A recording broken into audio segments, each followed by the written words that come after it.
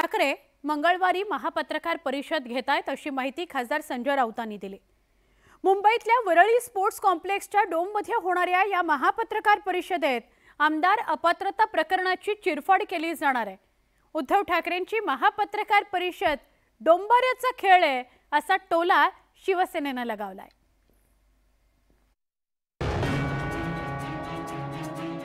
जनतेच्या न्यायालयामध्ये या निकालपत्राची चिरफाड होईल।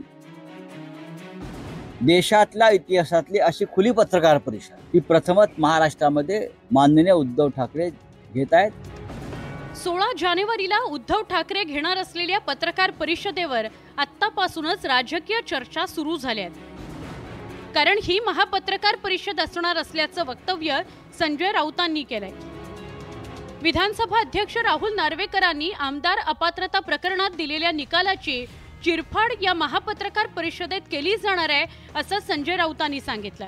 जनतेच्या न्यायालयामध्ये या निकालपत्राची चिरफाड होईल।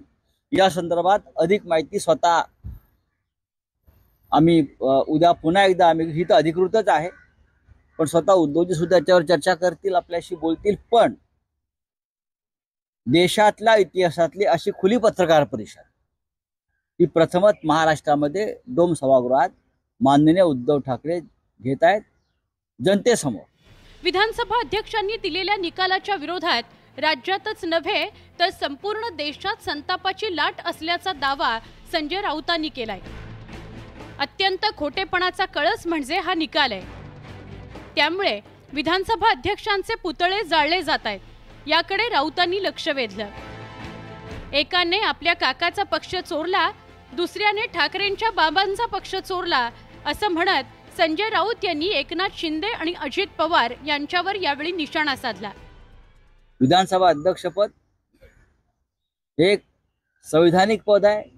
या पदावरील व्यक्ती ही कधी पक्षपाती नसते, निष्पक्ष असते। पण राहुल नार्वेकर यांनी सर्व मर्यादांचं उल्लंघन केलं। जनतेच्या न्यायालयात राहुल नार्वेकरांच्या निकालाची चिरफाड होईल असं वक्तव्य संजय राऊतांनी केलं। राऊतांनी विधानसभा अध्यक्षांवर केलेल्या टीकेला शिवसेनेकडून जोरदार उत्तर देण्यात आलंय। जेव्हा त्यांच्या मेरिटवर निकाल लागतो तेव्हा ती संस्था वाईट असते, मग त्याच्यावर आरोप करणं, चुनाव आयोग म्हणणं, चोरो के सरदार म्हणणं, स्पीकरवर आरोप करणं हे लोकशाहीमध्ये घातक आहे आणि याला जनता सडेतोड उत्तर येणाऱ्या निवडणुकीमध्ये देईल। दुसरा, आता तुम्ही वरळीला 16 तारखेला काय प्रेस घेतायत?